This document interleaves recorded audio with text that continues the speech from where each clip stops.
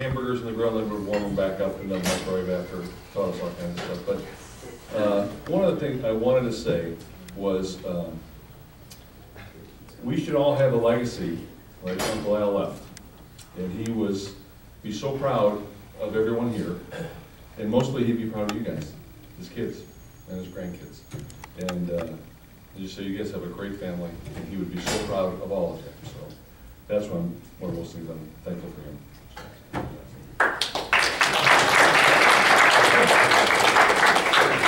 I have to represent the Bill Green family. I know y'all were waiting, so here I am. That's enough. I'm Kim. I'm the eldest of the Bill Green family, and my brother Conrad and my sister Carol are here. And when I was 16, the only thing I wanted to do for my birthday was to go to California and see Uncle Al and Aunt Romaine, and it was like the biggest thing for me ever. But when I got there, I was amazingly jealous of the Green family because Aunt Romaine was the short order cook. And they would come in and say, oh, Mom, I want eggs, or Mom, I want this sandwich. And she would just like make them all an individual, whatever they wanted, every day for every meal. I said, that would never have happened in our house. We had whatever we wanted. And I said, oh, you guys really are spoiled. They were really spoiled. You just don't know. But she was wonderful. And the biggest thing that I loved about them was I thought they were the most adorable couple. Like Aunt Romaine was just so full of life, and Al adored her. And every time I would see them, and when I did see them in Vegas, it was amazing to me like how much they loved each other and how much fun they had. And when my father was passing away, he told me about how they would go on their weekend rendezvous and leave all 7 of you home, or wherever you were. And that was like really important time to them. And they would do that, and they always took care of their own relationship, and they were very much in love. And I always saw that as somebody who didn't even see them that often. And so, for me, that's the one thing that I always take away about Uncle Al and Aunt Romaine was what a beautiful couple they were, and what a beautiful family they raised, and how much they loved you guys. So it was really nice to see all of you too. Okay.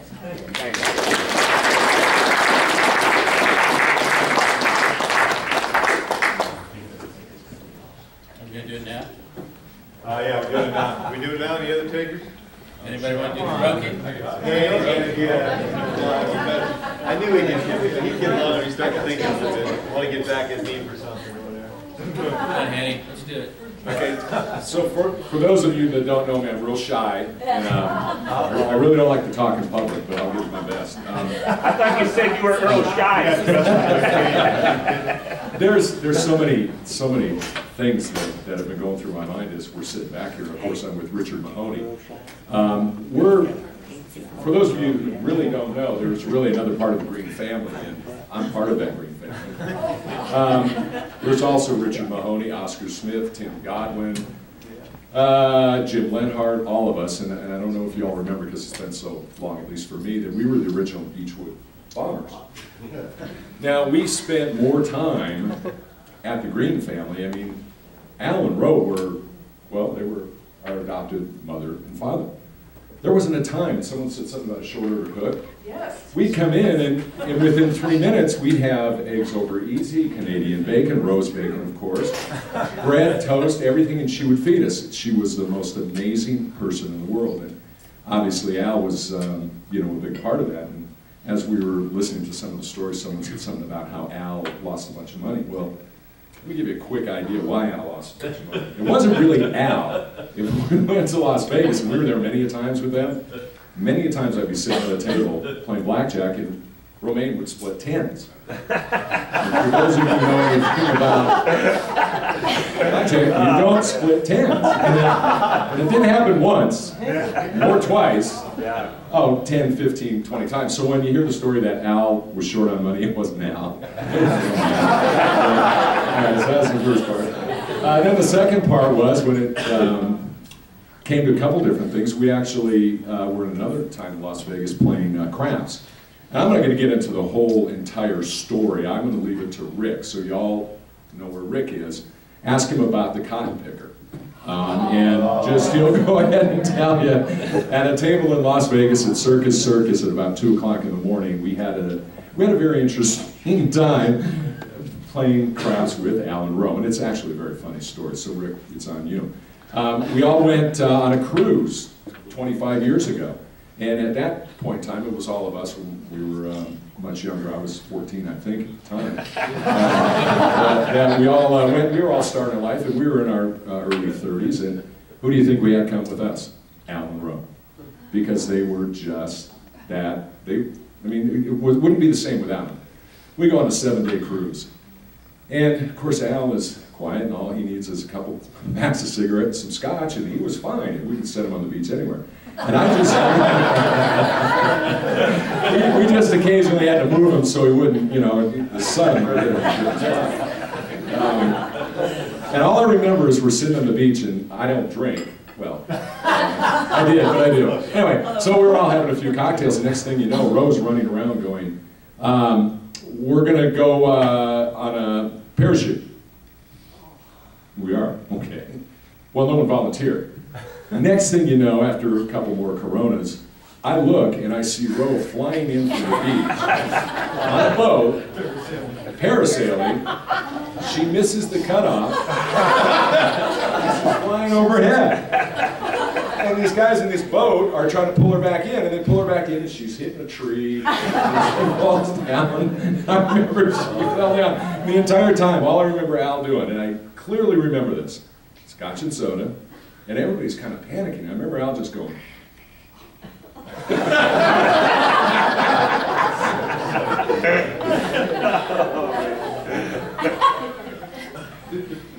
And that was it. So, I mean, number one, he had a great personality for Roe, which is the best part. And I tell you, it's a pleasure to have the opportunity not only to be part of the family, and really, and I say that from the bottom of my heart, because there were many times that I played football with Dave in high school, and there wasn't a time that we didn't go to the house and we didn't have as much love as you could ever want to have from anyone. From food to bandaging our boo-boos, to making sure we were up the next morning, to cutting our hair, to just doing everything. And with Al, the last parts of his life coming to our softball games. I've got a picture on my phone right now with a picture of Kelsey and Rick and Dave, and I was fortunate enough to be in that picture. So I felt at the time, wow, that it's very special, and you got Al there. And I don't know how long ago was that. That was probably 4 months ago, maybe 5 months ago. That was our 900th game. And just to be a part of it, and I, from the bottom of my heart, and I know I speak for Oscar, and I know I speak for Timmy, and I know I speak for Richard, is we are so honored and privileged to be a part of that adopted family, and I'll never forget both Al and Roe. And then finally, when someone said that Roe was going to say you got some splaining to do, well, not really. She probably will say that afterwards if I remember Roe from back then. But bottom line, I know what she was doing. She was standing there with her 7-7 and a scotch and soda, and looked at Al and said, "Where the hell have you been?"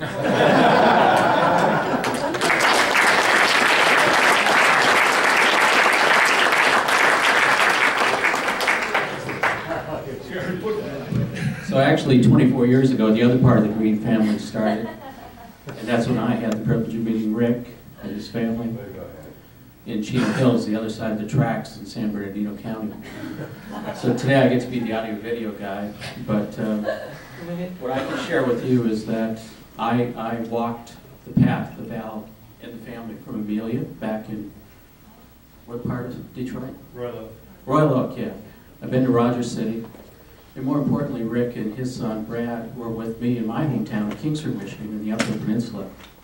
And when I met Rick looking at 2x4s on Oakshire Lane, we didn't know that we would adopt each other and have two very great families. And when Mike shared Silver Oaks, Silver Lakes, yeah.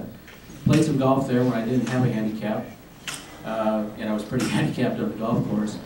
But I did learn a lot about karaoke, and I learned that some of the locals actually had their karaoke CD with their own personalized label on them. Dempsey's was the place, and there was smoke holding the lights together, and the tables were all sticky and smelled like beer. But there was this one gal that had her own CD, and it had a picture of a porpoise on it, and she was in the water with this thing at a...